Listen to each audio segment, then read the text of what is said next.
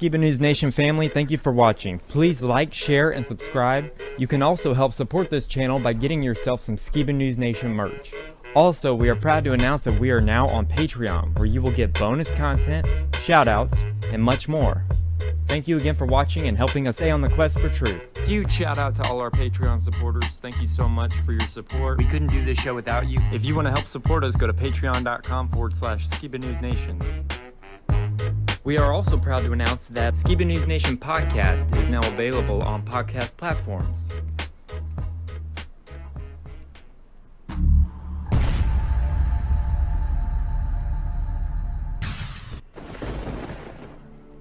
Welcome to Skiba News Nation, bringing you unfiltered views, news, interviews, discussions, and more. And now, here's your host, Jeremiah Skiba, award-winning musician and son of Rob Skiba.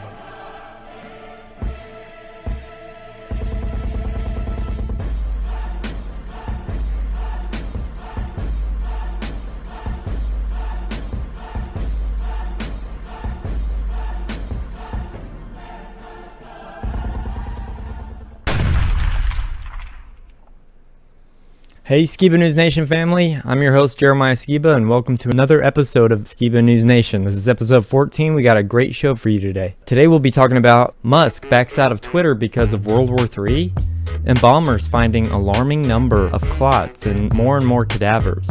Did California Teacher Association spy on the parents during the pandemic? New details about the Hunter Biden laptop cover-up, an all-new OPAS corner, and for history we'll be talking about George Reeves and his suspicious murder, and Norm Macdonald and his fate, memes, and much more, so stay tuned. So before we get started, I'd like to introduce my co-host, Jake Grant. Welcome, Jake. How you doing? Hey, Jeremiah. Doing okay. We had a little bit of a crazy ER visit last night, but everything's looking good, and we kind of came through that little emergency with one of our kids without any lasting harm. A little bit of a scare, but I'm now learning what my parents probably had to deal with all the times I busted myself up and, scared them going into the hospital. So, but other than that, doing great, man. Good to be here. So you're doing better? Yep. Good. She's doing good. We just kind of had a little bit of an episode and had to go into the ER, but everything turned out. We were discharged, came home, and ended up staying up all night to watch her. So if I look kind of like, a little crazy here, it's because I was up all night. But it's okay. I'm full of energy to pump this show out because I think we got some really interesting stories to cover. Cool, man. And I also wanted to tell everybody that's watching that we've been working really hard. My mom's been working really hard on her book, and there's a picture book. It's called Snapshots into Our Nightmare. And you can find this picture book at skibanewsnation.com/nightmare. So I just want to let everybody know that there'll be a picture a day coming out on skibanewsnation.com/nightmare. I've seen some of those pictures you've posted already, and they're really compelling. Just very interesting, and I'm really excited to see, like, as you guys start releasing more and more, and then eventually your mom's book comes out. I think a lot of people are looking forward to hearing the full story. I mean, doing the show and then doing the illustrations, it's a lot harder because every image is I have to make by hand. So well, you're doing a great job, man. They look awesome. I appreciate it, man. Good job. Let's dive right in. You ready? Yep.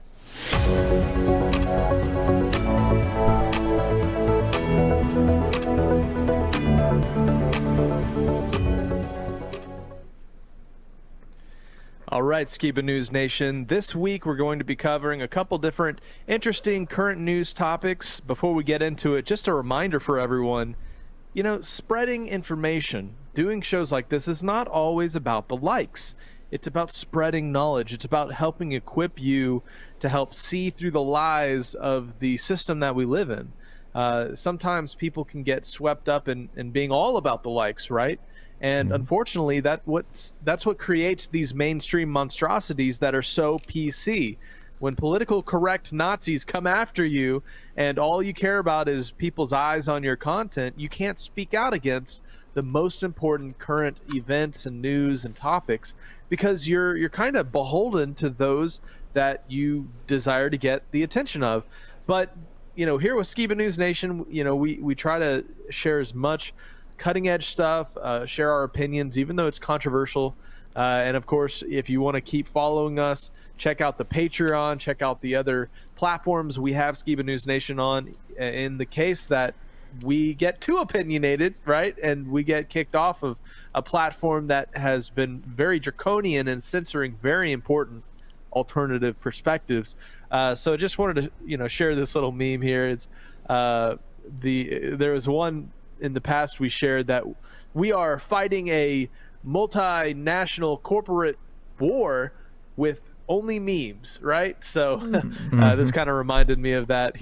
It's a ninja chopping a thumb in half. It is about spreading knowledge. It's about helping you guys, and that's why we're doing this show. And as we get into today's topics, we're going to look a little bit into Elon Musk and his acquisition of Twitter. Another alternative perspective of why he actually backed out of the deal has come to light. We're going to talk a little bit about World War III and the narrative that's going to be pushed regarding the invasion of Ukraine. It's almost like the NWO, who kind of always wanted a conflict to then kind of push through a lot of their agendas. They're kind of trying to tack the blame onto Russia. And so from here on into the future, they're going to be looking back at February 24th and the invasion of Ukraine as the start of this global conflict, right? And whenever you think about it, it's kind of a conflict that they are pouring gasoline on. So the history books will say one thing, but we the people will remember a different narrative. There's also interesting information coming out about Hunter Biden and some of the cover-up around his laptop. That I have a funny meme that shows Barron and how in the recent Mar-a-Lago raid, they raided Barron Trump's room, but they wouldn't raid the room of Hunter Biden, right? So we'll show that later.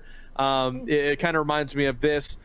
No brain, no courage, no heart, so you're politicians, right? It's Alice in Wonderland for those of you who are wondering. No, that's Wizard of Oz. Oh, sorry. You're right. You're Wizard of Sorry. Oz. I know my Wizard of Oz history, man. Oh, yeah. Open knows it better than I do. He looked like he was about to go in. Yeah, I mean, I deserve that correction. I mean, last time we showed a meme of Toto from the Wizard of Oz pulling that curtain back, exposing the wizard, and the caption was, "Be more like Toto." And that's what we're trying to be like. And sometimes these cover-ups, sometimes these agendas, it really reminds us how politics is. They're all blood-sucking parasites, right? Gotta drain the swamp. We do.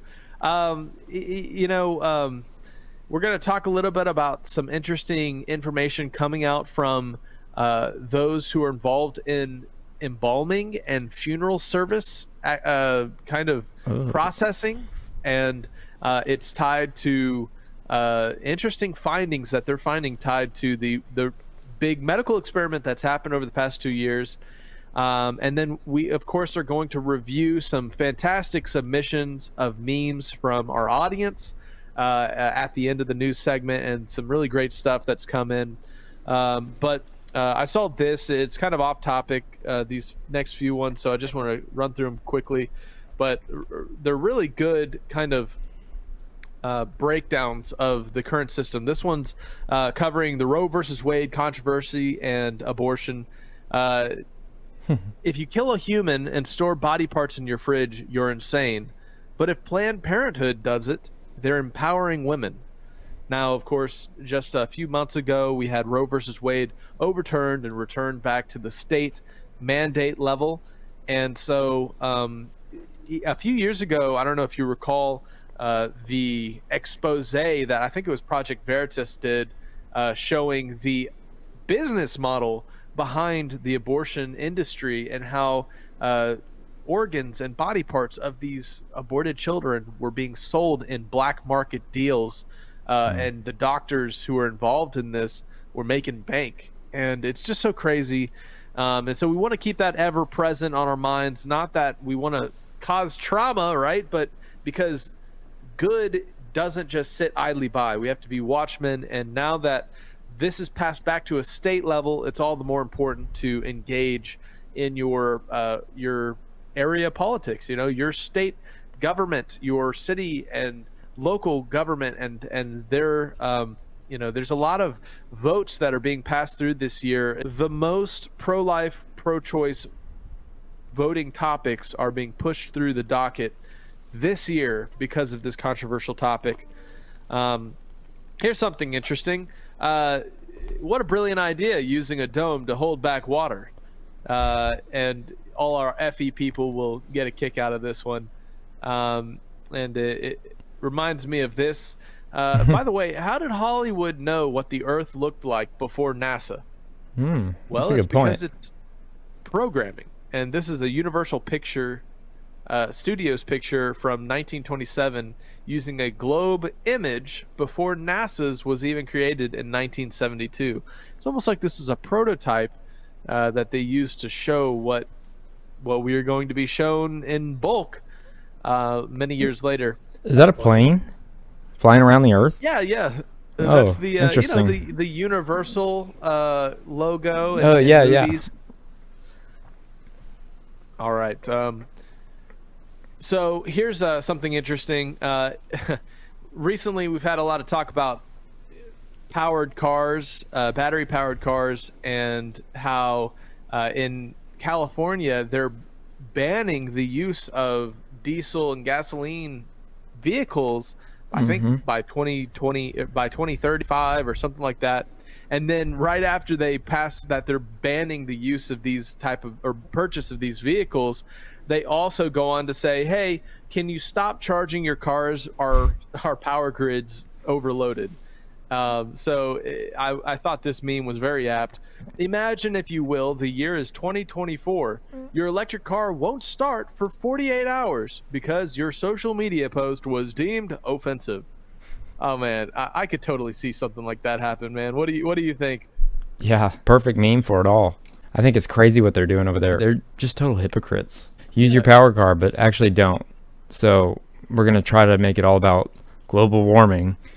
It's just crazy. They've had a smog problem in California forever. So oh yeah, that's my thoughts on it. And it reminds me of China's social credit score. Imagine if that's applied to a travel system that's completely grid dependent, like a electric car situation. What if they're able, because I mean, even in modern Teslas and electric vehicles, they have operator kill switches that they can remotely turn your car off if they feel somebody's stolen it, right? Well, what if they start to apply that to people they just disagree with politically, or regarding the information you're posting or sharing, or maybe your leisure activities? They don't like how often you do this or that. It's causing issues to their political agenda, so they shut down. It's just the extent this can be taken. And now we're speculating, of course, but it's just, you could definitely see it with how crazy our modern world has become. They can do that with Jeremiah's truck right now. Oh wow, really? Yeah, my new truck. It's pretty scary. Just shut it off if they want to. Wow. Yep. And it's crazy. We're pushing for electric powered vehicles, powering lithium batteries that are only mined in the Middle East and Russia, by the way, which is crazy because we're kind of separating from them, the Western world, from Russia and the Middle East, even though that's where these lithium mines are located. And instead of innovating in ways that would challenge both the gasoline or the oil and the electric car industries, here's a meme of the man who invented a water-powered car, and then he died mysteriously. Stan Meyer invented a water-powered car. Unfortunately, though, he dies not long after being offered $1 billion from an unknown man from Saudi Arabia. Despite skepticism about the legitimacy of a car that runs on water, Meyer was able to patent his invention under Section 101 of the Subject Matter Eligibility Index. meaning he proved to a patent review board that his invention worked reliably. His story is crazy. If you don't know anybody watching doesn't know his story, look this man up, because genius. This man's a genius. Was. Yeah. But, I mean, of course, like we've mentioned many times in the show, the love of money is the root of all evil. And what money is there to make if you can power your stuff on water, right? Right. All right, we're going to get into now some of our current news topics that I mentioned at the beginning. All right, here's our first news story of the day. This was really interesting to me just recently. A lot of news sources posting about this. It says this: Elon Musk cited a Putin speech in private text with a banker saying the Twitter deal wouldn't make sense if we're heading into World War III.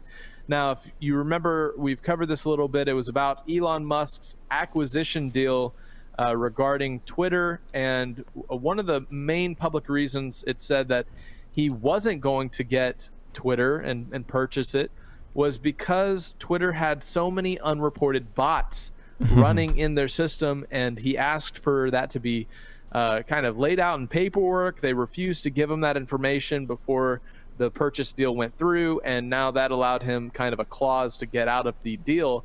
A lot of people wonder if Elon Musk seeking to buy Twitter was not a simple guise for hiding the sell-off of his Tesla stocks, and then him backing out of it was just so that he could sell Tesla stocks without having any repercussion in the market, because sometimes when mass stock sell-offs happen, it can spook investors and cause a dip. But it's interesting that this is another angle, which is, could he have backed out of buying Twitter because he thought World War III was about to happen? Here's the bullet points. Elon Musk in a private text said it might not make sense to buy Twitter amid the war in Ukraine. Musk said this month before formally attempting to back out of the $44 billion acquisition, and a Twitter lawyer on Tuesday has argued the text showed Musk was motivated by concerns over his finances. So it says Elon Musk wanted to slow down his $44 billion acquisition of Twitter months after Russia invaded Ukraine, saying in a private text, it would make sense to buy Twitter if we're headed into World War III. This is interesting, as it almost seems maybe like a pre-programming mass kind of exposition on the fact, hey, I think we're heading towards World War III, everybody.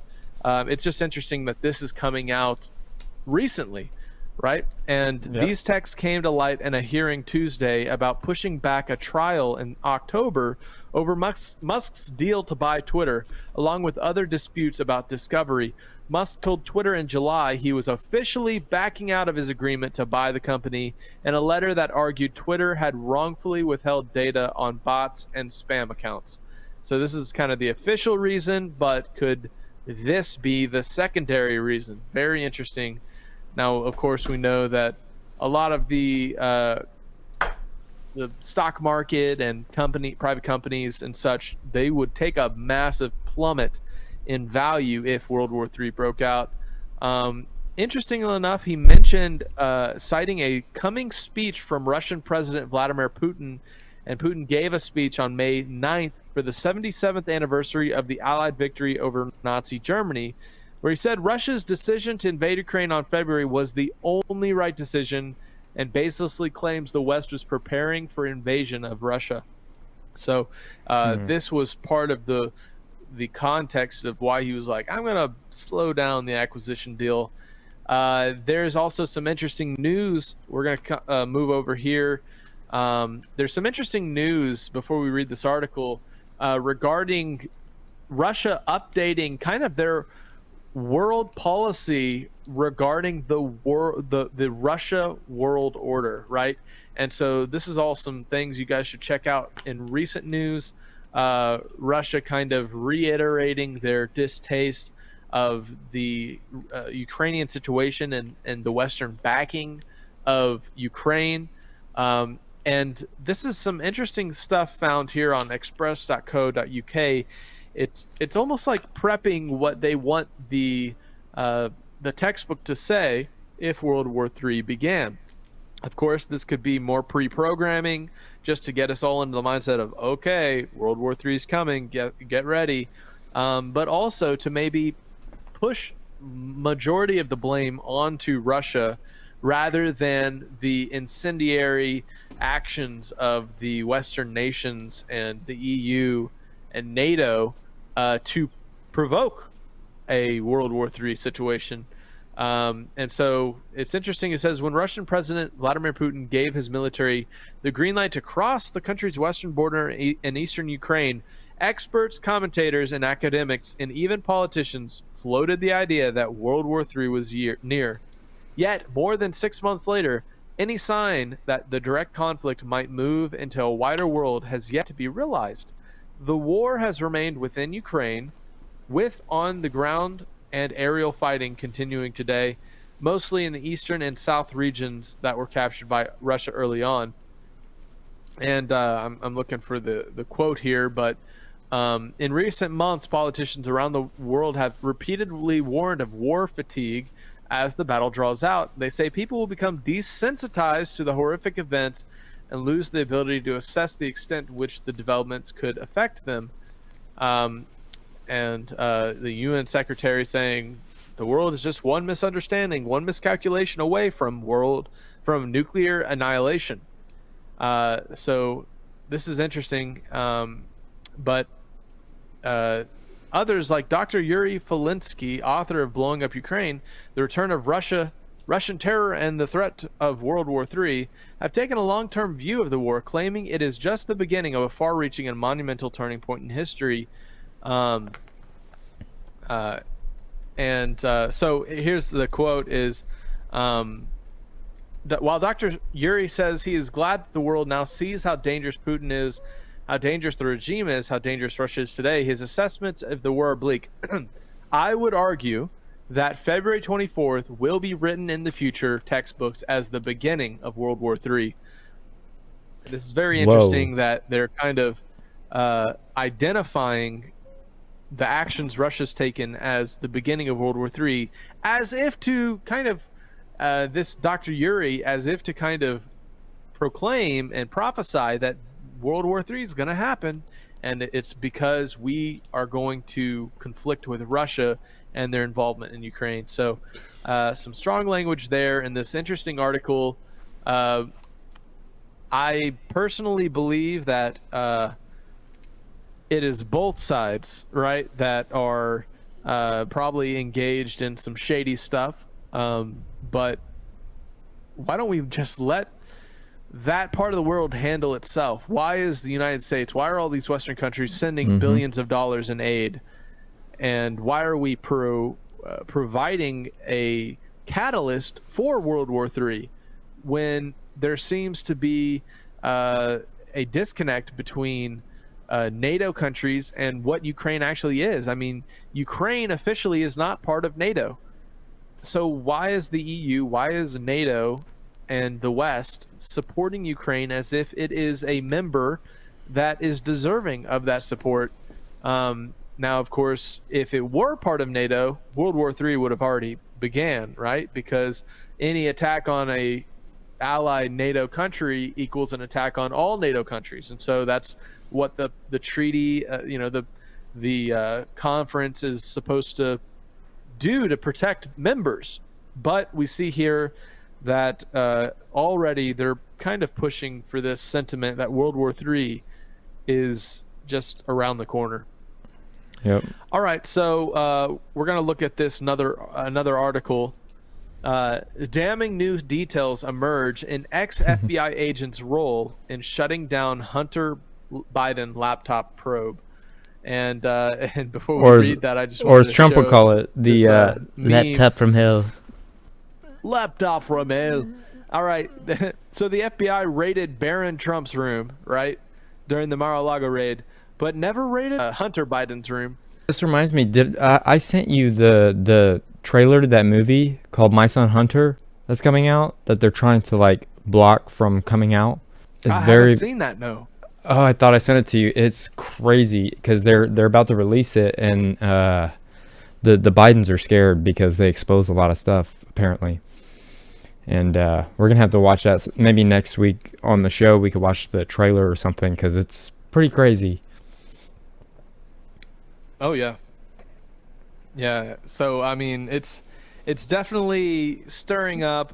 More is coming out just to show the hypocrisy of the current administration. And can you imagine what they would have done if Trump's family Right. member had a cover up like this back during his presidency? Man. I mean, they pushed through 2 impeachment proceedings with Trump on much less, and And who do they then of blame it course all we have on? Hunter Biden.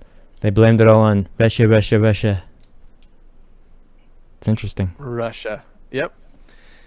So this is what the article says. The extraordinary alleged efforts of former FBI agent to shut down a probe into Hunter Biden's laptop were detailed Monday in a new report from the author of a best-selling book about the affair. Timothy, who left the bureau last month under mysterious circumstances, spiked further questioning of former Biden pal turned whistleblower Tony Bobulinski, who had offered damning evidence about the alleged Biden family corruption just 2 weeks before the 2020 presidential election. Can you imagine if this information was allowed to air the light of day before the election, and how much more it would have affected the results of that election, even despite topics like 2,000 Mules? I don't know. Have you seen that documentary, Jeremiah, the 2,000 Mules documentary? No.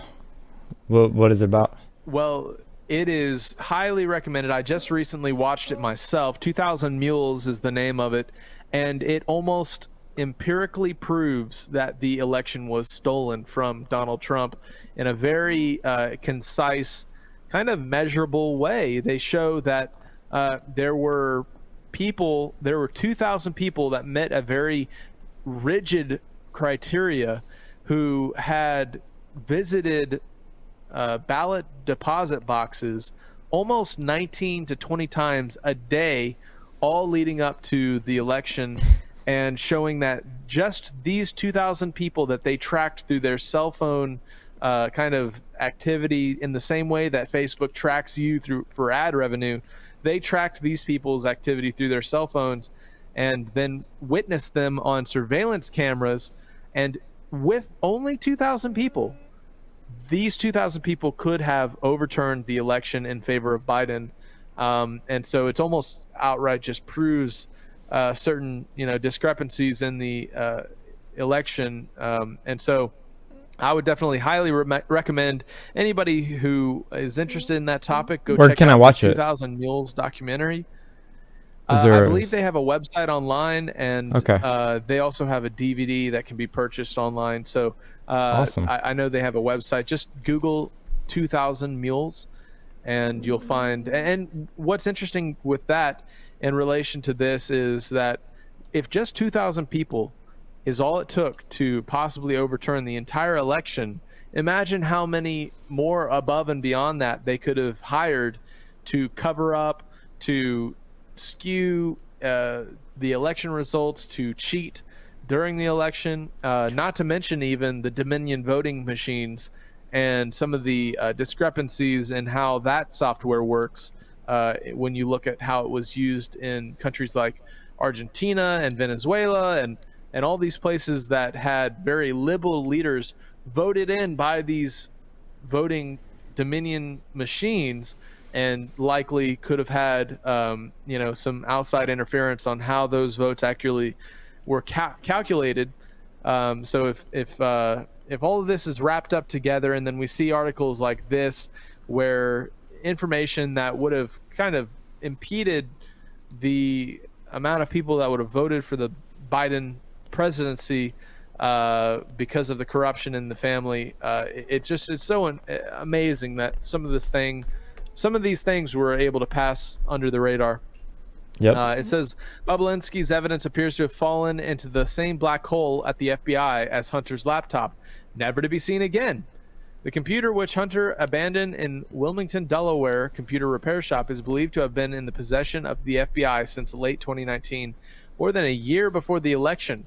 Photos, videos, emails, text messages on the device, which were also ignored by legacy news outlets, paint the president's son as a drug-addled venal degenerate and raise trouble questions about President Joe Biden's own role in his son's corrupt dealings. And here's a Twitter picture. Columns up, FBI agent Timothy Thibault hid intel from whistleblower Tony Bobulinski on Hunter and Joe Biden. It makes sense. They're all in bed together. There's an exchange of funds, an exchange of power, an exchange of favor. And that's why these cover-ups happen. And it's kind of interesting just to see it as it unfolds in current. Yeah. All right, so let's move on to our next story here. Opa, we have a video I want you to get ready. I sent previously, but before we do, let's just look at this.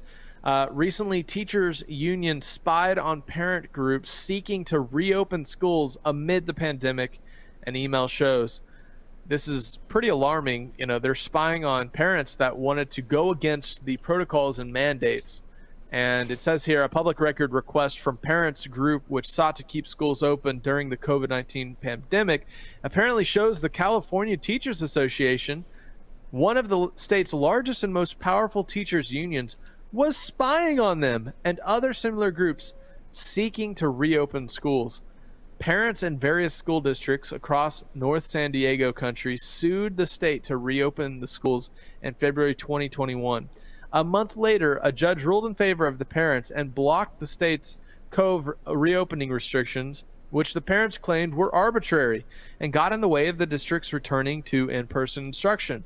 Several weeks later, researcher Ann Swinburne reached out via email to an activist parent arm of the local union. According to a tweet from Reopen California Schools, which provided screenshots of the alleged email. Swinburne told the local union she was currently doing some research into the various reopen groups around the state and wanted to collaborate with them. It's interesting, and the email was initiated by the CTA researcher Ann Swinburne to an activist parent arm of the local union. In the email, Ann said she is currently doing some research into the various reopen groups around the state. So they were like basically going, hey, we're going to investigate these people that are going against what our school board wants to do. We already suspect it because we see the same people show up at every school board meeting saying the same things, echoing what the union is saying. So it's not a surprise. One of the founders of the parents group who made the public records request said, according to Fox News, they were working as hard as they could against parents who wanted a school reopen. So it's just interesting, as we saw kind of in hindsight, how many of the mandates, many of the closures have been called by mainstream science even to have been pretty pointless. And now we see that they were simply agenda mongers. And it says here, she seemed convinced it was a right-wing dark money instead of parents just wanting their kids in school with normalcy. So it's always being blamed on the right wing. So interesting article. And I stumbled across this crazy video. It's called the Fauci Ouchie, and we're not going to say the no word, of course. But Opa, if you wanted to go and play this video I sent you, it just shows the indoctrination that came about, and it's crazy. You know, this is the type of indoctrination that they're pushing now on the next generation, as this medical experiment has been extended down to those who are even just 6 months and up. And so, like, just watch the first few seconds of this video, and we'll see how strong our society has been just brainwashed into folding to this mass medical experiment.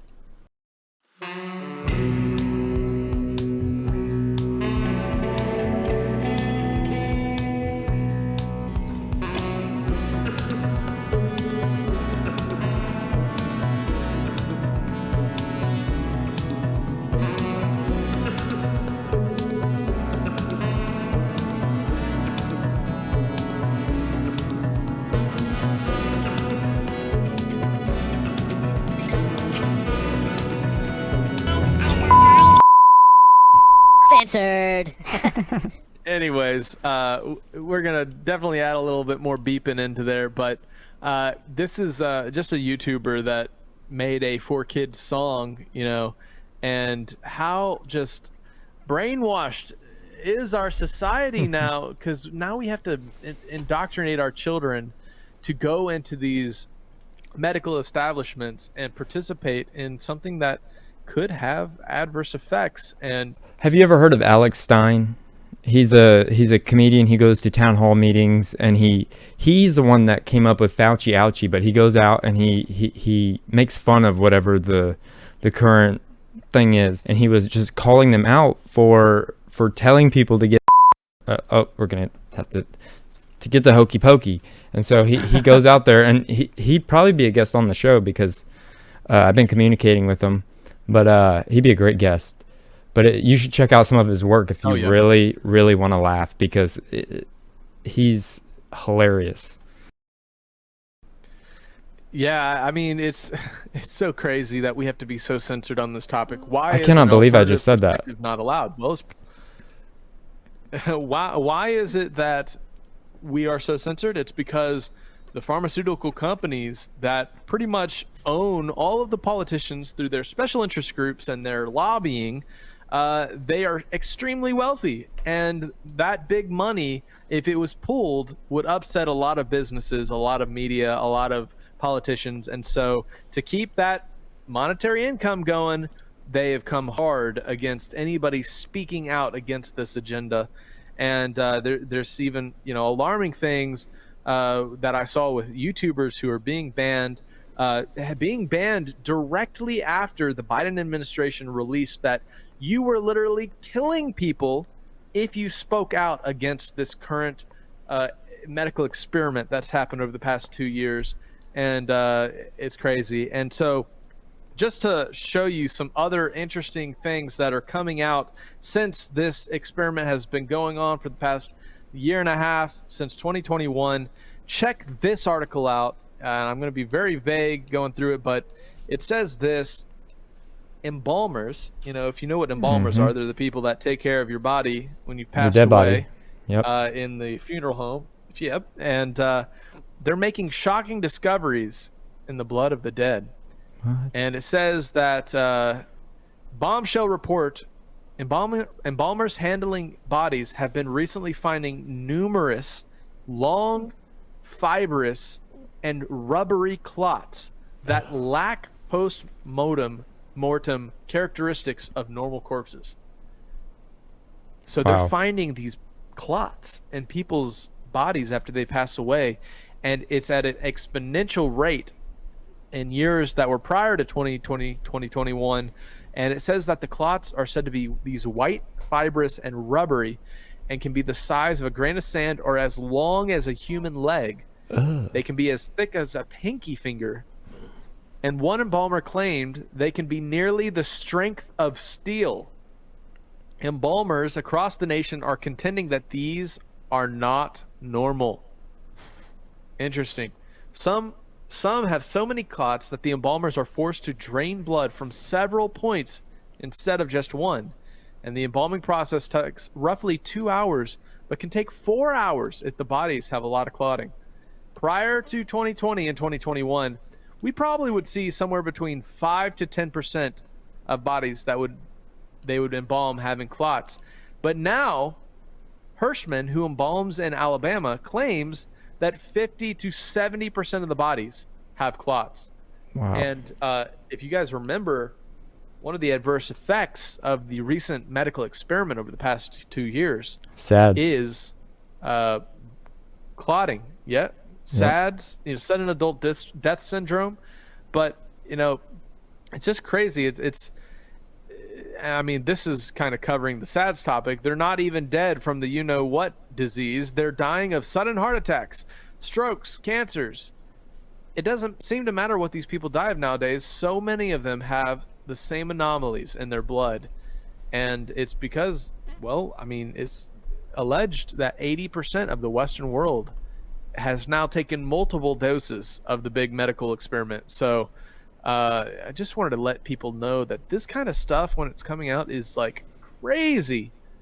That they're finding long rubbery clots, allegedly as strong as steel, in people's bodies, and it's just so it's yeah, is right, man. So anyways,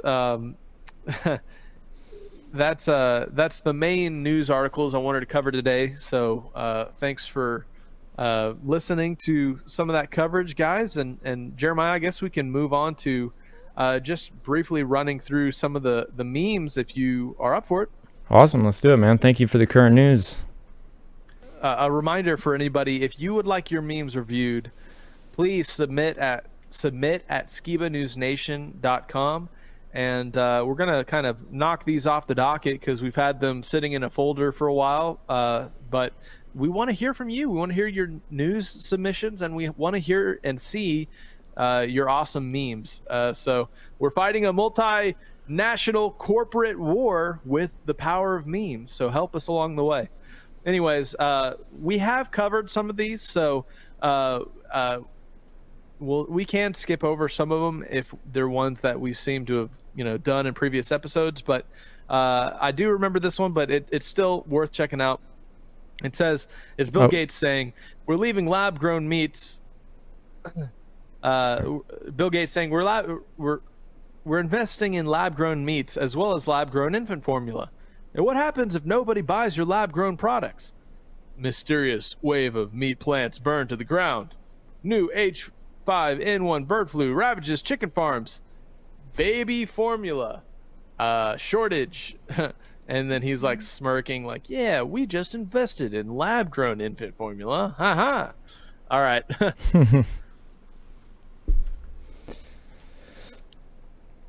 We don't want to disarm the population, and I don't want to see any other solution. Here's another solution. We don't want another solution. We want a disarmed population. Yeah, there's been so much going through with gun control recently, and it's just interesting that we can't forget that don't buy the weapons of war agenda, because yes, they are weapons of war to protect us so that we are not the only entity in our country that can protect against deadly force, and that's why the founding fathers put in the Constitution that the Second Amendment was to defend against tyrannical government that oversteps its bounds, just like the original patriots fought against the British. If we are disarmed, we no longer have that ability to stand up against the corporatized government. Absolutely. This says the U.S. has the third highest murder rate in the world. If you remove Chicago, Detroit, Washington, D.C., St. Louis, and Philadelphia, the U.S. is then 189th out of 193 countries in the world. All 5 cities have strict gun control laws and are controlled by Democrats. Wow. It's a fact check true. All right. Alrighty. Says NASA lost everything. Did you know NASA lost all data, blueprints, and records from the Apollo missions? 1,300 plus reels are said to be missing. And this is, of course, Don Pettit, a very famous clip here used by the FE community. I go to the moon in a nanosecond. The problem is we don't have the technology to do that anymore. I remember when I saw that, and my mind right. was blown. I was like, how did you lose the technology to do it? It doesn't make any sense to me. And now apparently they found it again, so they're going to go back up, right? Isn't that what they say? Well, we'll see if it happens, and if they do, it'll probably be some really great CGI footage right from the surface, right? It'll be the same. All right. It's been 50 years, guys. 50 years since anybody's been up there. All right. Waco homeschool class of 1993. U.S. government killed all the children and still hold U.S. record for school massacre. So, we, of course, have a lot of shootings that have happened recently at schools. Did you know the U.S. government holds the record? Wow. And I promise everybody, Skiba News Nation family, that I will go to Waco, because it's only about an hour and a half from here, and they still have like a little place, a monument, and then a church, and then another building. And if you guys haven't been to Waco, I'd love to show you guys. So coming soon. So that just reminded me. Here's an interesting Interesting pro-life meme says saying my body, my choice is like saying my house, my rules. Still doesn't give you the right to kill the child inside of it. How true. All right, next one. We the people. It doesn't need to be rewritten. It needs to be reread.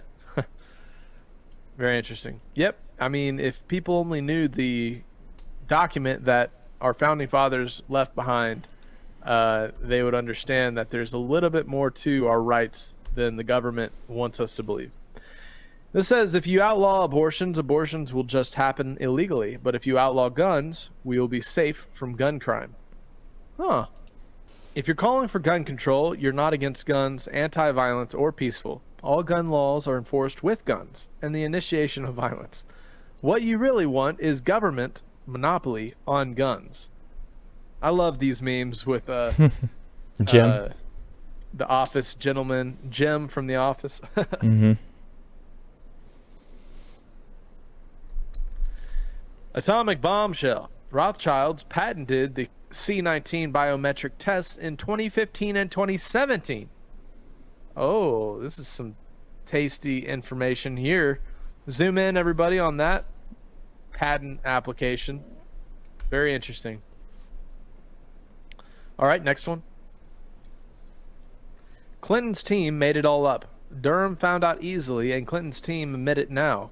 Yet no one seems curious as to how Mueller or Weissman could spend 2 years, $40 million, 2,800 subpoenas, use 40 agents, 19 DOJ lawyers, and 500 witnesses, and not figure that out. And I guess they're referring to the scandal with what is this referring to? The probably the fraud, or no, maybe it's perhaps the Trump impeachment proceedings. I'm trying to figure out here. It's been a long time, probably. This one might be a little old. Yeah, so many. Yeah, I can imagine it. Yeah. All right, next. Getting triggered by every news event. Realizing that the news is a scripted drama, and the best way to take care of the world is to shut off the TV and become the happiest, healthiest version of yourself. How true. Now, we have seen this one in previous episodes, but still true. Next.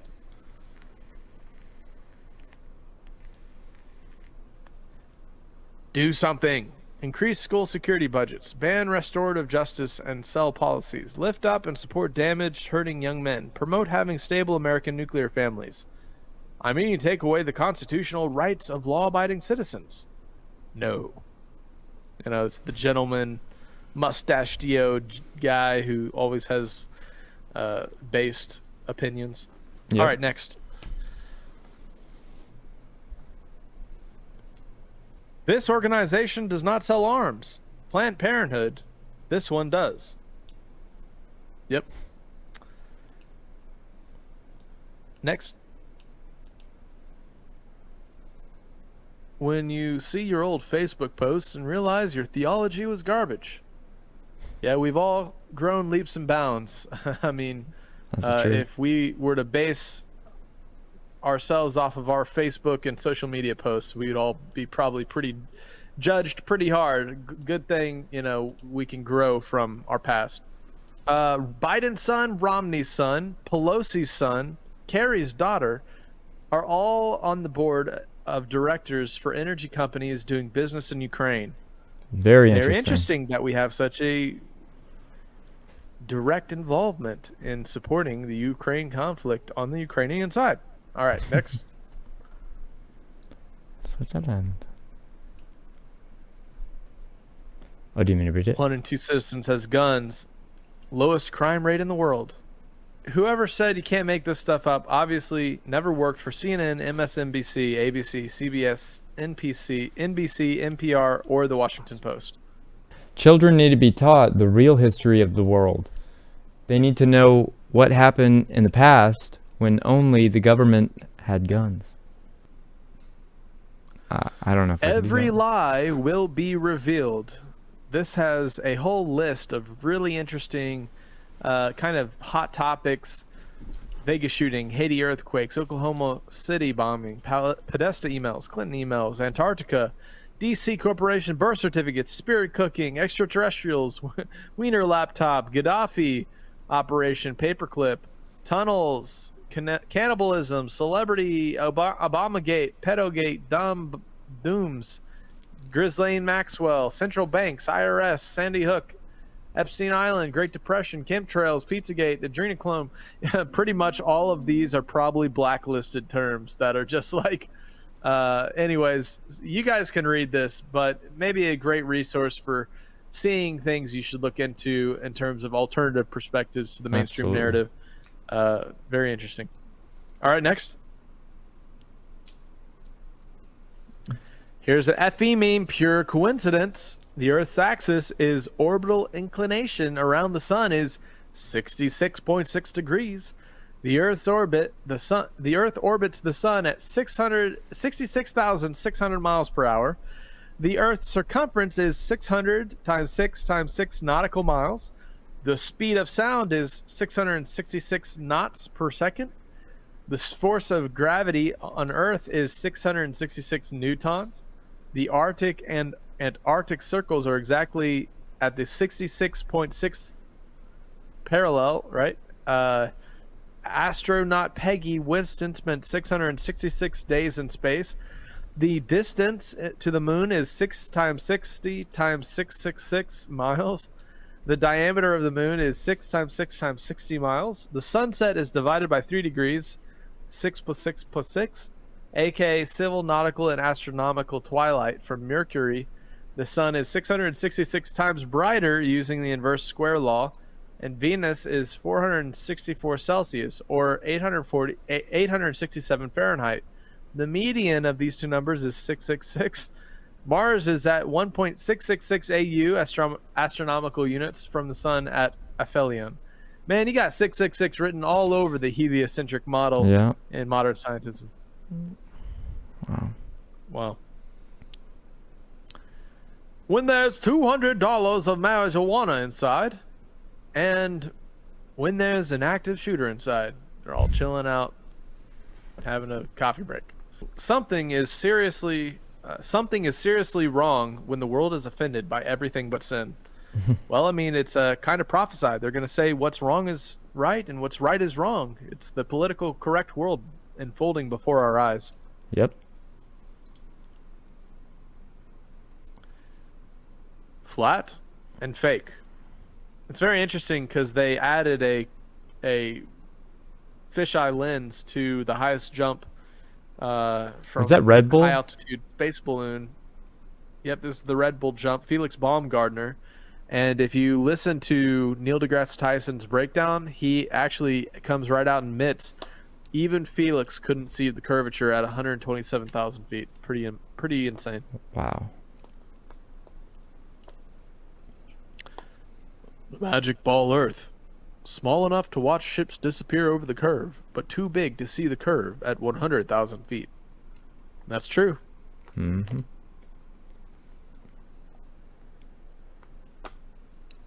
Deepest hole ever dug.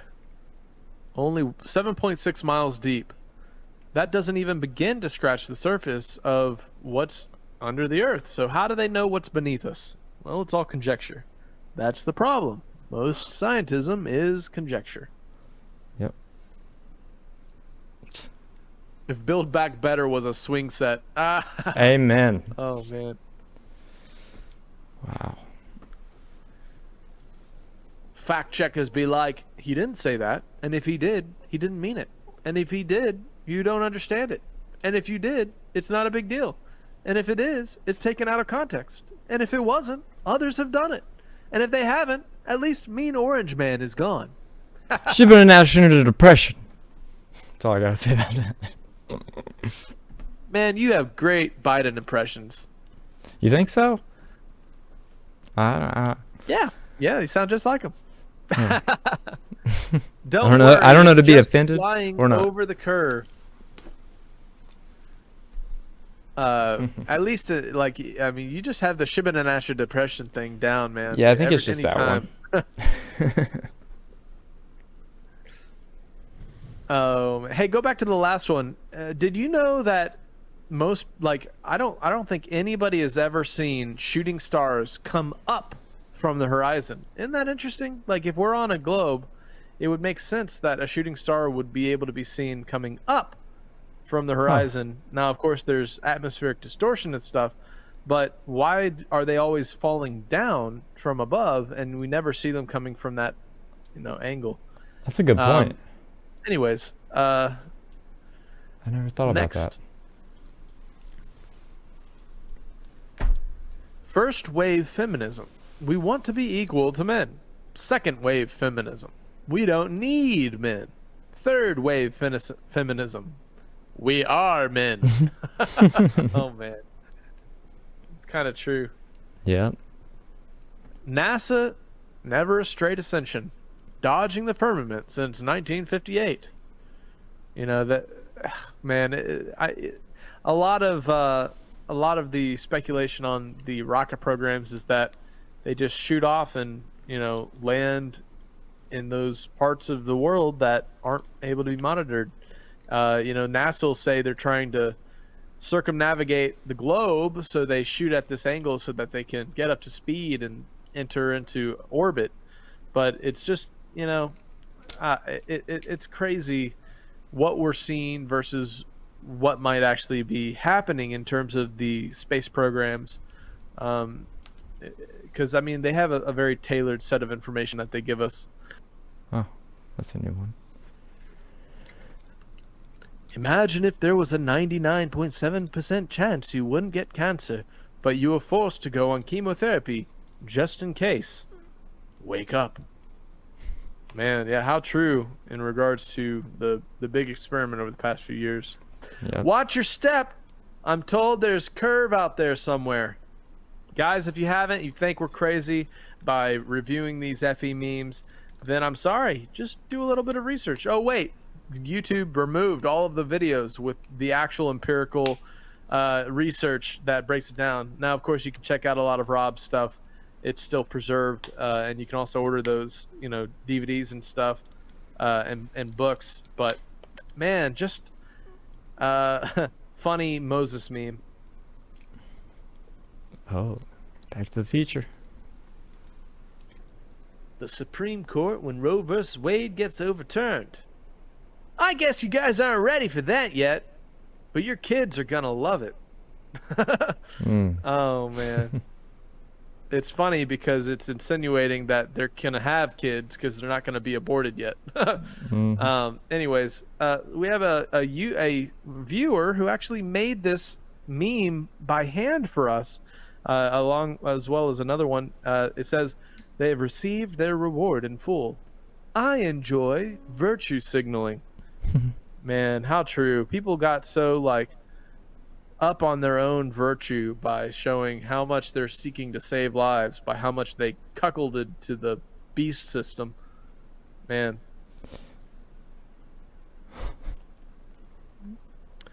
One yob, ah ha ha ha. 10 yobs, ah ha ha ha ha. It's the Countess or what's that guy's name on Sesame Street? Count Dracula, I think. Or Count Dracula? Count Dracula? It's because you count, yeah. So it's literally just One. Count Dracula. Okay. You can submit your memes to submit@SKIBA'sNewsNation.com. So I think it's time for an all-new Opus Corner. Take it away, Opa. Mein Hut, der hat 3 Ecken. 3 Ecken hat mein Hut. Und hat nicht 3 Ecken, dann ist es nicht mein Hut.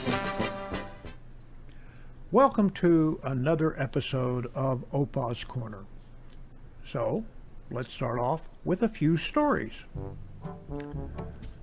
A teenage boy had just passed his driving test and asked his dad if he could start using the family car. The dad said he'd make a deal with his son. You bring your grades up from a C to a B average, study your Bible a little, and get your hair cut. Then we'll talk about the car.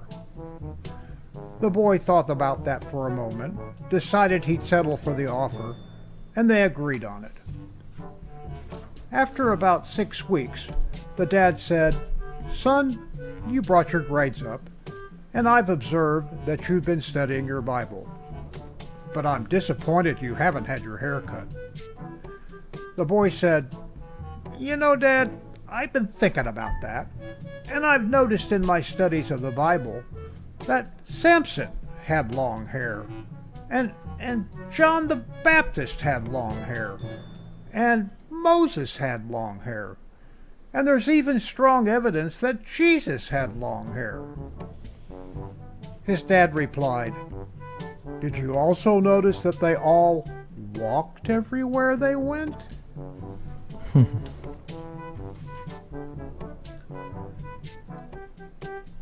Jim is an airline flight attendant in this next tale. After all the passengers are aboard, Jim goes through the standard announcements. Sort of. "Welcome aboard Stingham Flight 333 to Kalamazoo. We are pleased to have some of the best pilots in the industry.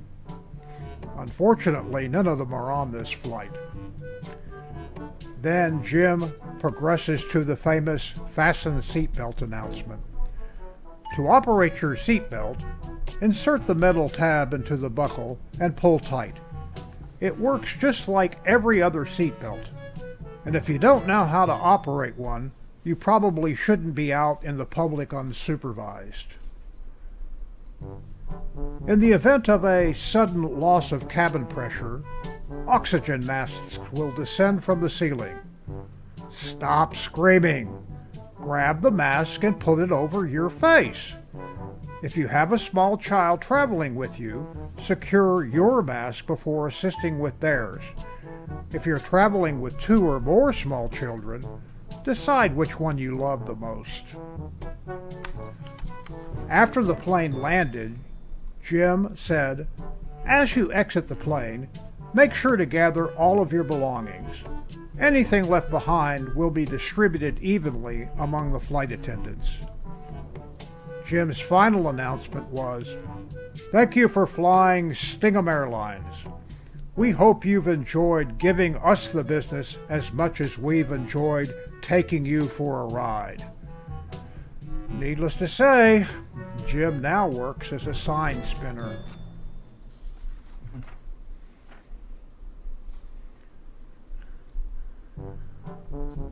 A couple were going on vacation together, but the wife had an emergency at work.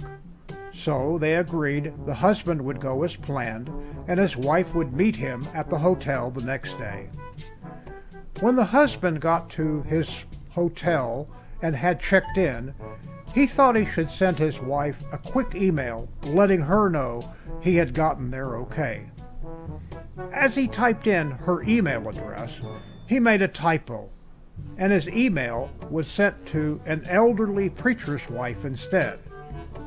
It just so happened that her husband had sadly died the day before. When the grieving old preacher's wife checked her emails, she read the one from the holiday maker, let out an awful, piercing scream, and fainted to the floor. On the sound of her falling, her family rushed into the room. They tended to her and then looked on her computer and saw this email on her screen. "Dearest wife, just checked into my room. Everything is prepared for your arrival tomorrow. P.S. It sure is hot down here." And now for the funnies.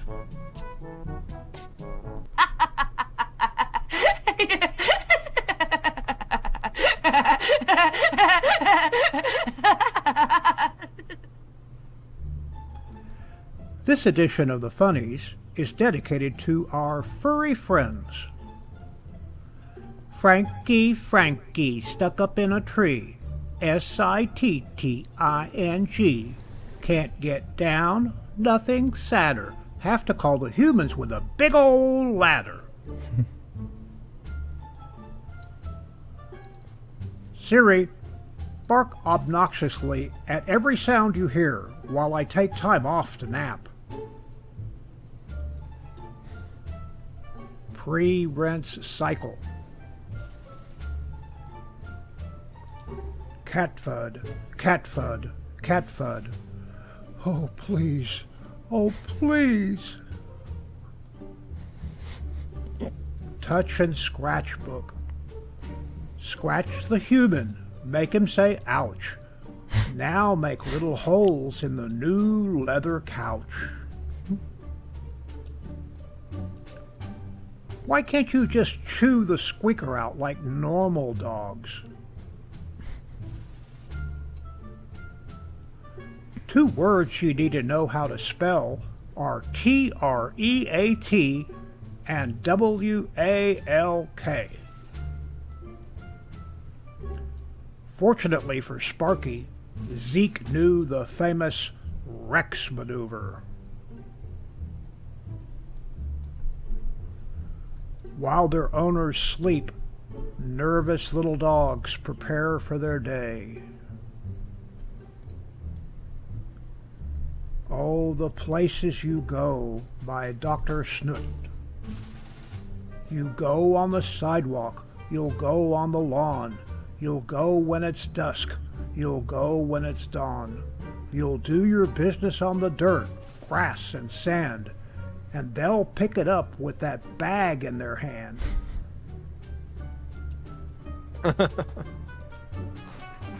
Dachshund dog facts. Serving size, 8 to 32 pounds. Stubbornness, 300%. Listening skills, 0. Farting, 150%. Intelligence, 200%. Loyalty, 400%. Acting skills, 330%. Eating skills, 290%. Kissing, 350%. Love, 1,000%.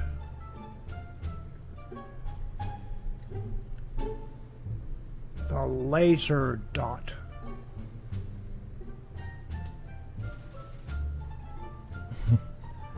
Class, you're completely ignoring me.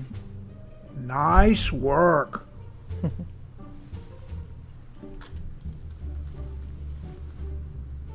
Cat yoga. Upward turning nose. It's accurate. Cat treadmills. Yeah. Ultra deluxe kitty bed.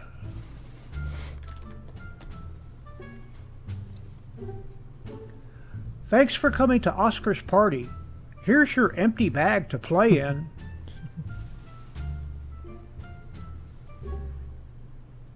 Snooze button for cat owners.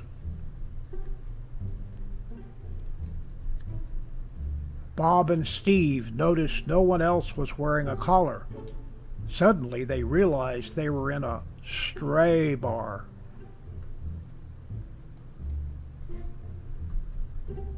To my human, I really do care. I love you a lot. Now get off the chair. You know that's my spot. Kitty Corp Bank. Just put the money in the bag and nobody gets wet.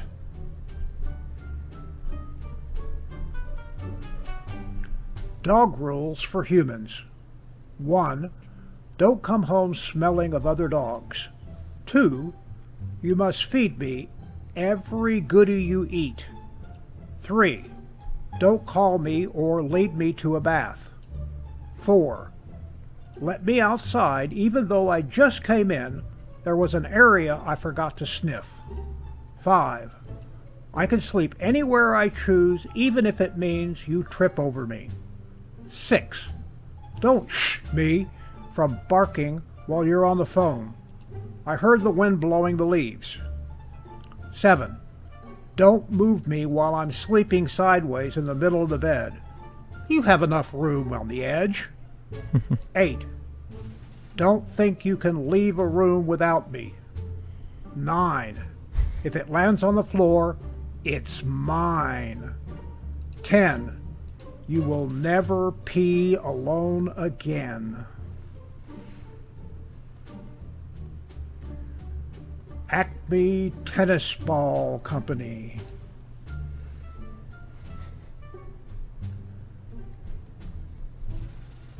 But I thought you said, get along, little doggy boss.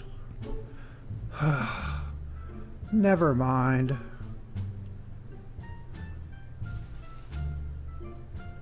Jenny is the new kid in class. Everybody hiss until you get used to her.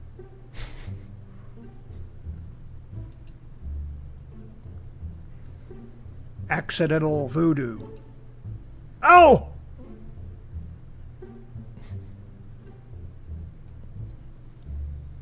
Danger, watch your nose. How attack wiener dogs are trained. Come on, come on. Grrr. Come on.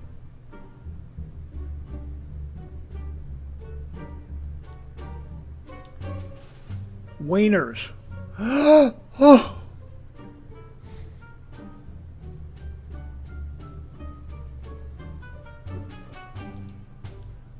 Nestflix.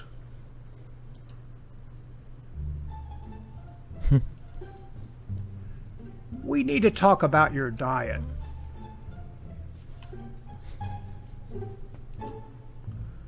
Now remember, he spent $400 on that, so no matter what, we can never play with it. That's true. I'm getting cold. Stop hogging all the cats.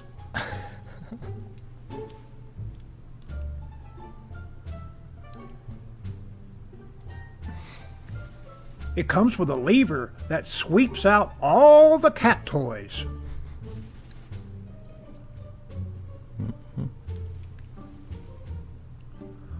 I say, old boy, my dog doesn't seem to think you're a very good shot.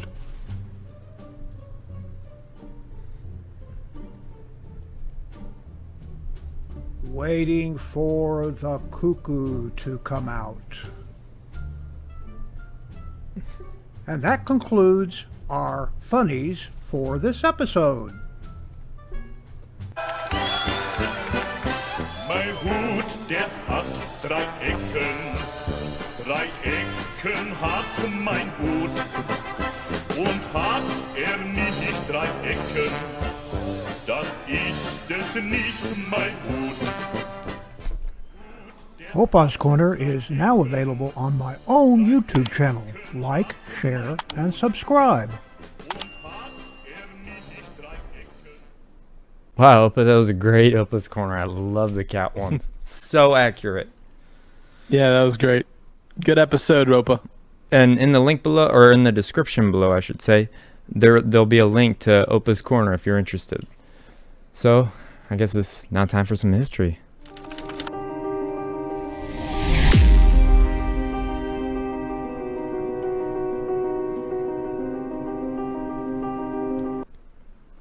Alright, so today I'm going to be talking about this man right here. He was Superman. And his name was George Reeves, who Opa watched when he was a kid. Yep, when I was a kid, I'd come home from school every day and watch it.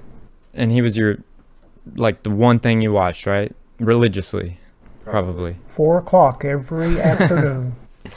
Alright. So he was an American actor best known for portraying Superman in the television series Adventures of Superman.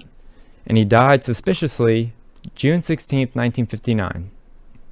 Detectives quickly ruled his death a suicide. Now, does this sound familiar? Like in the last episode, I talked about Bobby Fuller. They just quickly brushed over the fact that, there was evidence. So I'm going to be presenting evidence that's going to prove to you, hopefully, it'll prove to you, that George Reeves was murdered by somebody else. He did not take his own life. So for my first clip, this is Exhibit A.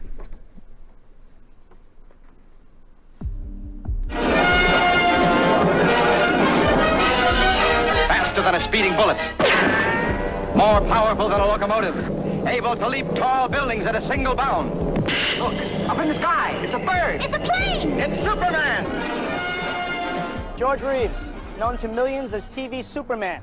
Faster than a speeding bullet? Not on the night of June 16, 1959. The night Reeves was found dead at the age of 45, sprawled naked on his bed with a gunshot wound to the head. Police called it a suicide, but was it? It's no surprise that Helen Besselo wanted her ashes to rest beside her only son forever and always. The one fact regarding Reeves' early life that everyone agrees upon: Reeves had something of a chaotic childhood. His parents divorced when George was just a baby. Mother and son eventually moved to Pasadena, California, where George discovered his calling in the theater. He fell in love with theater and acting and did a great number of plays there in Pasadena, all through the late 30s. Hollywood took notice of the handsome newcomer from Gone with the Wind. Reeves was cast opposite Claudette Colbert in the 1943 war picture So Proudly We Hail, directed by Mark Sandridge. Just as his career was moving into high gear, he joined the war effort and enlisted in the Army. Sandridge assured the young actor he would make him a movie star when his tour of duty ended. By the time George got out of the Army, which he had entered before the film was released, Mark Sandridge was dead. And George always said during the Superman years that if Mark Sandridge hadn't died, he wouldn't be sitting there now in his monkey suit. That's a call I've been waiting for, Miss Lane. Everything's been taken care of, except you.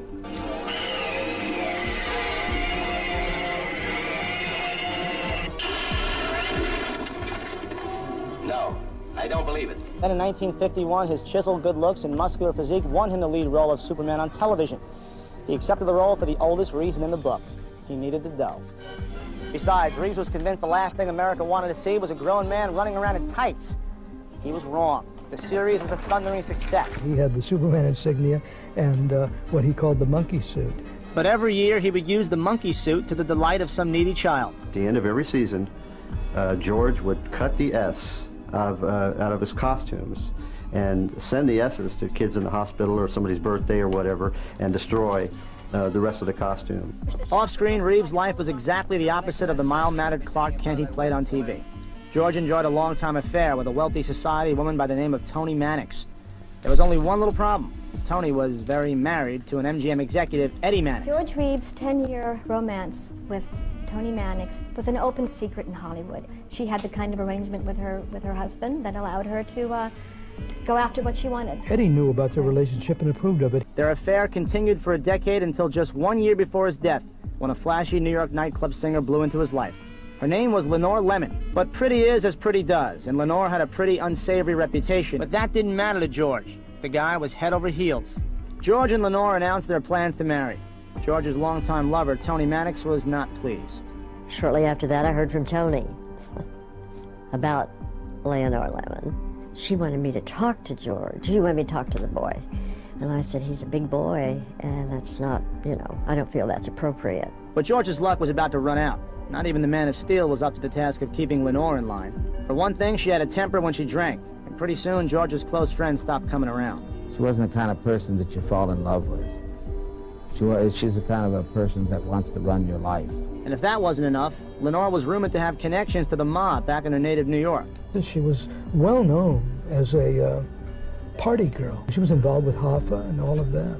Look what happened to Hoffa. It was June 16, 1959, and Chasen's was the hot spot in town. As always, the place was packed with showbiz bigwigs. Spirits were high, liquor was flowing. George Reeves was there with his fiancée, the tempestuous party girl, Lenore Lemon. Just hours later, the Man of Steel was found dead, naked, and alone in his bedroom. The newspaper headlines the next morning stunned America. The official word was that Reeves died of a self-inflicted gunshot wound. When he died, everybody was obviously in shock, all the kids our age. It was a big thing on schoolyards. You go to school that day and every kid was rattled. George's close friends weren't buying the suicide story. Reeves had too much to live for. He was going to direct another season of Superman coming up. He was going to direct a science fiction feature with Phyllis Coates. He said, I have a science fiction script, and I'm going to direct this, and I'd like you to do the lead, would you? And he was very up about that. He looked wonderful. George had always been a big drinker, and maybe all the booze was beginning to take its toll. The autopsy revealed an alarming .27 alcohol level when he died. That's a lot of cocktails, even for Superman. This amount of alcohol, which is extremely substantial in a case like this, I think contributed more to what happened than to any of the sinister things that have been speculated upon. That is a depressed enough state where he could take his own life. A man comes in, sits down on his bed, and slumps. With his head tilted to one side, fires a bullet through his head and hitting the ceiling. This fellow called me up. Listen to the radio. George has just committed suicide. And I said, baloney. So if it wasn't a suicide, how did Reeves die? One of the most outlandish stories is that Tony Mannix, George's married lover, hired a hitman to knock him off. The scenario goes like this. Neighbor William Bliss dropped by Reeves' home late that night. When Lenore Lemon went downstairs, heard the doorbell, opened the door, was chatting with Bill Bliss at the front door, the gunman who had been waiting for his opportunity went upstairs, shot George, and escaped out of an upper-story bedroom. The great mystery to us was Bill Bliss there by accident or by design? Now let's take a look at the Lenore Lemon theory. Rumors were rampant that George was thinking about calling off their marriage. Did Lenore catch wind of it and fly off the handle? I would bet my life on it that Lenore Lemon came up there, got a gun, and shot him. He wants to go to bed. She's wired, she doesn't want to go to bed, and he ignores her. She gets the gun, shoots 5 holes in the floor. He doesn't react to it, and then puts one on at his head, thinking the gun was empty, and blew his brains out. I think she did it because she was inebriated. No one who was close to George Reeves, not even his possessive mother Helen, bought the suicide theory. Here's some reasons why. Number 1, there were no fingerprints on the gun. Number 2, there were no powder burns on the body. Number 3, the shell casing was found under the corpse. And the best reason of all, there were 5 random bullet holes later found in George's bedroom.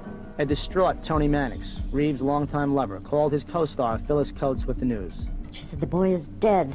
There are 5 random bullet holes around the room. The gun's been wiped clean and the sheets are in the binding. And I said, my God, what? Where? She said, you've got to go over to the house with me. Well, who knows who put the sheets in the washing machine? That was just one of the strange things that happened at Reeves' home. For example, George's fiancée, Lenore, returned to the scene after the police split. It was later discovered that Lenore Lemon had broken the seal to go in the house to get food out of the refrigerator and booze out of the home. And also traveler's checks that George had written in his name for them to use on a vacation. Lenore's little escapade wasn't the only bizarre happening following the death of Superman. The police investigation seemed to be bungled from the beginning. No photos of the crime scene had ever been found, and Reeves' body was embalmed before the autopsy was performed. George's mother, Helen, was irate. She was also determined to salvage her son's reputation. Private investigator Milo Spiriglio worked on the Reeves case. He remembers Helen's determination to prove her son was murdered. She had his body frozen. It was put in a train back to their hometown. At that point, a second autopsy was performed, and it was concluded during the second autopsy that there was a probability of homicide. A probability, but no hard proof.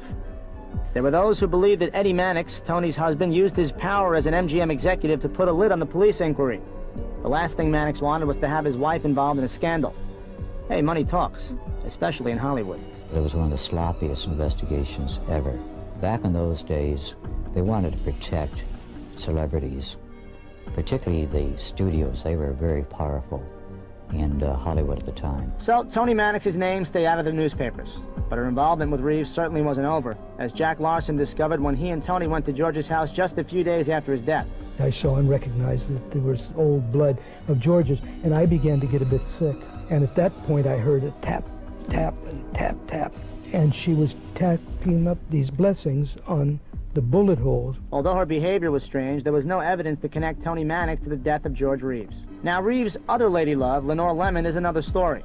She split town without even attending his memorial service. One day we were talking back and forth, we were actually arguing, and she told me, do you want to hear that I killed George Reeves? I says, well, only if you did. Okay, I killed George Reeves. Are you satisfied? And she hung up on me. Sounds like a confession to me, but we'll never really know. No one, not even Lenore Lemon, was ever brought in for questioning. Smells like a cover-up. Does that not sound like a cover-up? I mean, does that not sound like a man who had everything to live for? I don't know. It's just super sketchy. I mean, what do you think, Jake? I think it's sketchy that the next Superman that became famous was Christopher Reeves. Of no relation. And George, of no relation. Why is it that they almost kind of like replaced the old Superman, George Reeves, with Christopher Reeves? and it's almost like to kind of scoot the story of George under the carpet. And yeah, I don't know, man. This is another crazy instance where it definitely seems like he could have been murdered. What do you think, Opa? Well, when I was only 11 at the time he died, and we couldn't believe it because he's Superman. He can't be killed. I mean, bullets bounce off of him, so how in the heck could he commit suicide unless he had kryptonite? Well, I'm about to show you this second clip of Toni Mannix, where she apparently gave a deathbed confession. So let me know what you think about this clip. For decades, the question of whether or not TV Superman George Reeves committed suicide has remained one of Hollywood's great mysteries. The new movie Hollywoodland examines the question, has tongues wagging again. Beverly Hills PR man Edward Lozzi believes he knows who killed the Man of Steel. In fact, he says one of the people responsible gave a deathbed confession. And I understand, Ed, that you and Toni Mannix, the mistress portrayed in the film, who was married to the Hollywood exec, you lived with her, platonic but relationship. And apparently she starts confessing on her deathbed to the priest? He hit it pretty much on the head. She was a devout Catholic, and she was terrified of going to hell. And a lot of people know about the famous prayer sessions that she had. When I first had the opportunity to move into the house on Il Retiro Way, that was part of what we did every Tuesday night. What I had to do there was to pray with her to George, and she had this incredible shrine to George. And then with a picture of Jesus next to it with prayer cards all around it. And basically she was asking the priest if she didn't pull the trigger but had something to do with it, just what part of hell would she go to? Yeah, she was actually trying to talk about the technicalities of whether it's the same, you know, room in hell that she would have if she didn't actually pull the trigger or kill him, but it was part of the conspiracy. So the news is that she did confessed to a Catholic priest. I was in the room. There is no mystery about how George Reeves died. There are mysteries because, you know, of course, the Catholic priest isn't talking and he won't. He's a retired gentleman Now, did this priest basically tell you to keep your mouth shut when you thought about doing something with the information? After what I heard, the priest, after he gave absolution, which is what they call it, he said, you know, you can't discuss this. And I figured it was because of, you know, because it was a sacrament of the Catholic Church. He said, no, for your own good, you can't discuss this. So this was a priest that was a family friend and, you know, who would go to Mass with us. Yeah. And part of what I did was take her to Mass. I want to play a clip from Dominic Dunn when he was talking to me on the show about the film. Let's listen. I always thought that, I mean, I don't know. I'm just telling you my theory. Yeah. That Eddie Mannix had him taken care of. And why would he need to do that? Because I think Toni was too involved. I mean, this wasn't like an affair. I mean, this was like, she was like mad about this guy. Toni Mannix was really jealous at the end, angry, and rejected. So maybe your husband was doing her a favor? Yeah, it could be. All right, is that the theory? Is that your theory that basically Eddie Mannix was going to take care of his hysterical wife by blowing away her former lover? Yes, it's more than a theory to me. I'm prejudicial about it because I witnessed the confession. Dominic's got it right on. He hit it right on the head. In all my years of being in PR, I've never met a more fantastic, outgoing woman. She was like my Auntie Mame, but she was also a rageaholic. So she had the means, she had the motive, and she had the toughest guy, the most powerful guy in Hollywood, MGM, which ruled all of Hollywood, who had the power to fix things.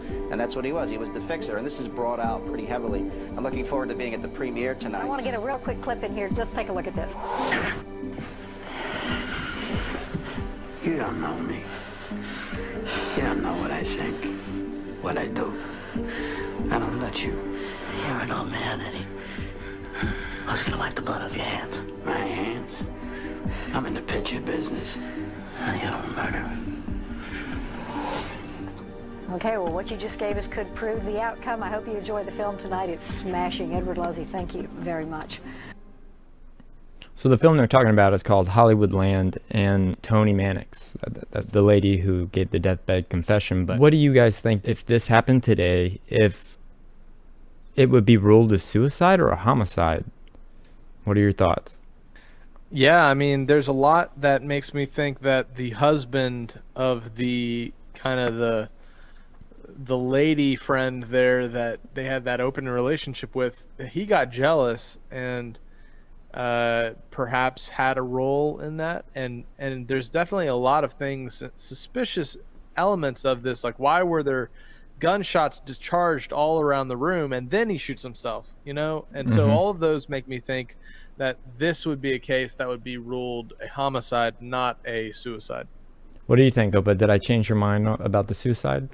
Oh, I've always thought that it was a murder because there were just too many things that just didn't add up. The gun shell underneath his body, the fact that he was sitting on the bed and when he fell back, the fact that he didn't have any clothes on, the fact that he had so much going for him. Why would he kill himself? Beforehand, he was very, very happy about some of the new projects that he was going to go on to after Superman. So, no, I never believed that he committed suicide. I agree. All right, well, that's all I got for George Reeves. Okay, so last week I played some Norm Macdonald of him talking about faith and what he thought about biblical cosmology, possibly. In this last clip in history, I'm going to show you more of what he said about his faith in God and what it meant to him. So,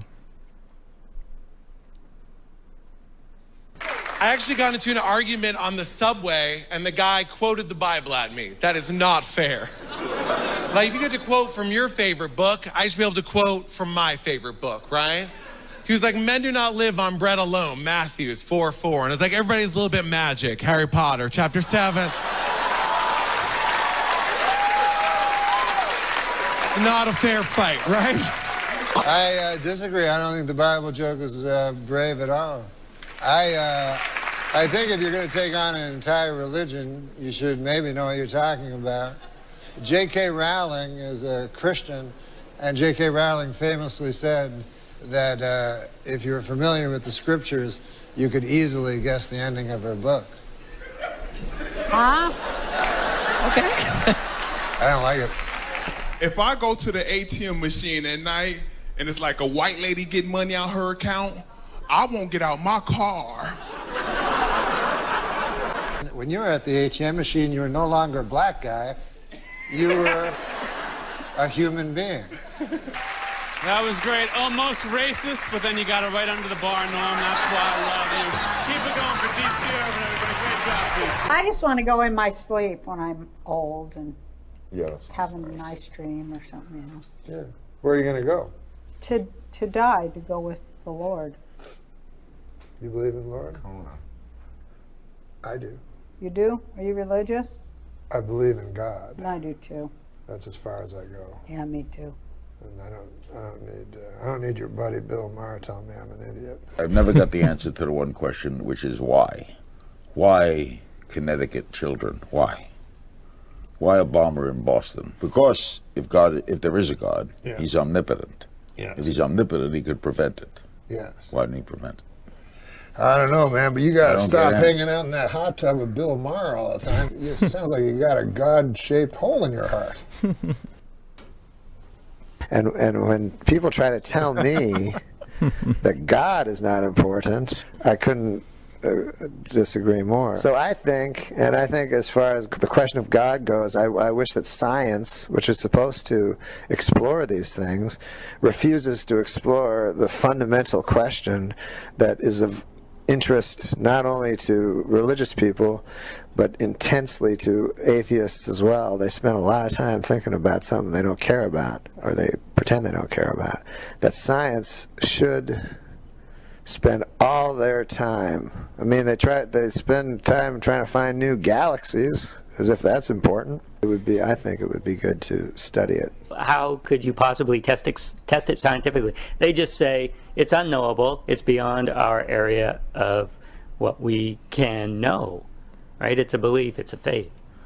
Well, that's what they say, because they're thinking it in evidentiary ways. First of all, the scientific method always begins with intuition. Always, always. Einstein used intuition.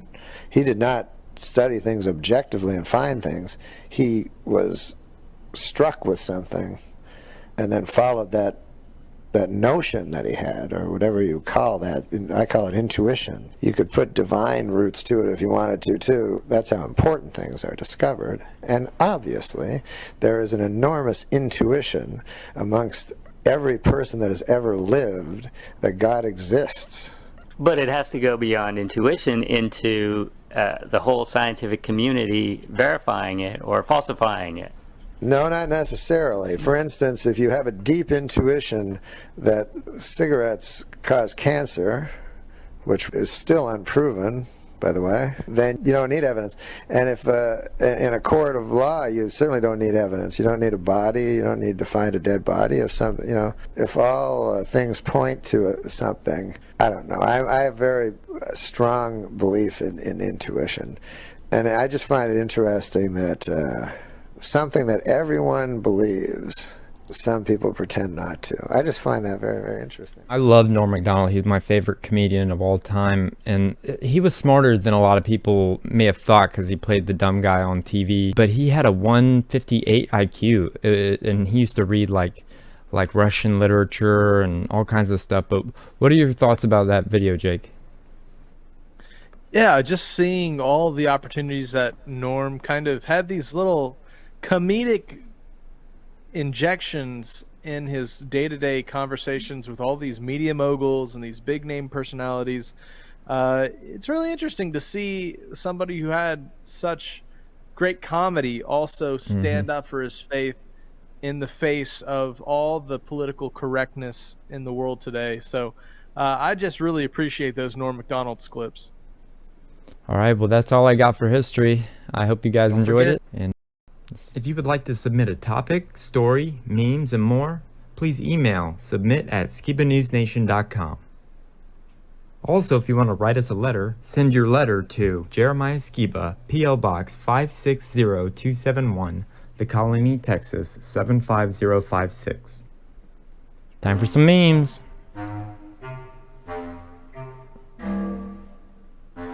Meme me up. All right, Jake. All right, here we go. I got some real funny ones for you. Starting off with, imagine being a native in America, a Native American in 1492, and seeing this bizarre thing step off of a ship. Yeah, I'd be kind of freaked out too, especially as my population started breaking out in hives and rashes from smallpox and whatnot, and then everybody ends up dead within a few years. I'd be pretty freaked out. But yeah, these were the bearers of bad news for the natives back then. You're going to love this one, Jeremiah. Check this out. It says, how to make infinite energy. Step 1, a cat always lands on her feet. Step 2, bread with butter falls butter side down. Step 3, fasten bread with butter to cat's back. Cat will keep rotating and never fall on the ground. Attach cat bread to generator, and that equals infinite energy. Oh, man. I know we were talking about how to power cars and the water-powered car. What about cat-powered car? Oh, that'd be cool. Anybody ever thought about that? My kitty Charlie would he's got so much energy. It's crazy. Running around. Oh yeah, we'll just put them on a treadmill and they'll make the wheels go forward. Here's a meme about deers. Deer when they hear a twig snap within a 3-mile radius. Bah! Deer when a 25,000-pound semi-truck is barreling at them at 80 miles per hour. Hello there. I'm your friendly neighborhood deer that's just gonna stand right in the road. Here's what people did in 2021. Dodging the you-know-what. All right. In real estate, sometimes people ask silly questions. Hey, what's upstairs? Unfortunately, the stairs don't talk.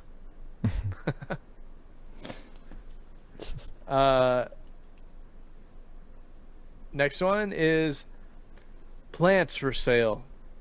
Welcome home, my pretty little plant. And then all the plants that are dead on the shelf. Welcome.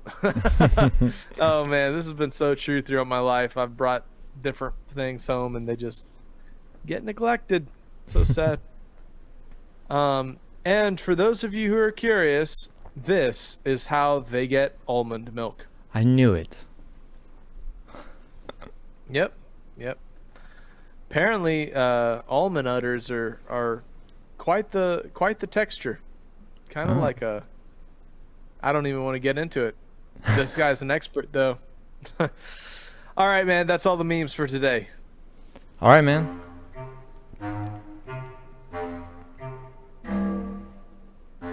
Meme me up. That was a great episode, Jeremiah. Just a quick shout out to all the bears I got to meet at the Beartaria Times National Festival this past weekend.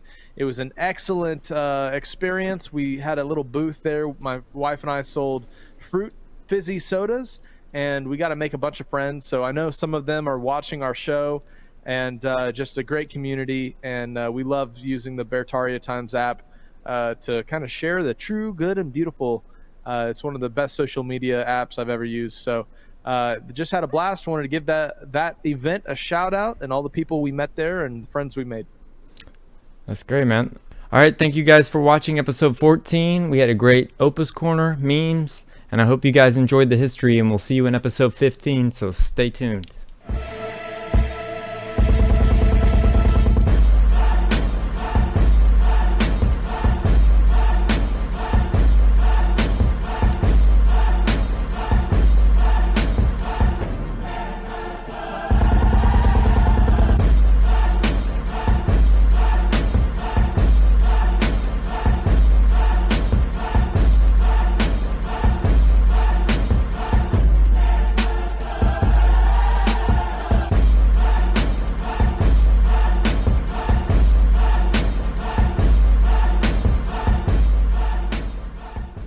Hey Skiba News Nation family, thank you for watching. Please like, share, and subscribe. You can also help support this channel by getting yourself some Skiba News Nation merch. Also, we are proud to announce that we are now on Patreon, where you will get bonus content, shoutouts, and much more. Thank you again for watching and helping us stay on the quest for truth. Huge shout out to all our Patreon supporters. Thank you so much for your support. We couldn't do this show without you. If you want to help support us, go to patreon.com/Skiba News Nation. We are also proud to announce that Skiba News Nation podcast is now available on podcast platforms. My new book, Never Got to Say Goodbye, is now available. My book contains an up-close and personal account of who my father, Rob Skiba, truly was as a father and as a man. It includes over 100 never-before-seen photos of my dad and our family. A portion of the proceeds are going towards funding our search for justice for my dad, Rob Skiba. Visit SkibaNewsNation.com/book. Again, SkibaNewsNation.com/book. To learn more about the book, our website will show you where and how you can purchase my book. Also, you can sign up to be notified when my mom's book is ready. Her book will be a first-hand account of the 40 days of terror that my dad and our family experienced at the hands of the medical system that completely denied him of his human rights, and how they denied my mom's right to be my dad's medical power of attorney. Thank you so much for your support and for helping us stay on the quest for truth and carrying on my dad's legacy.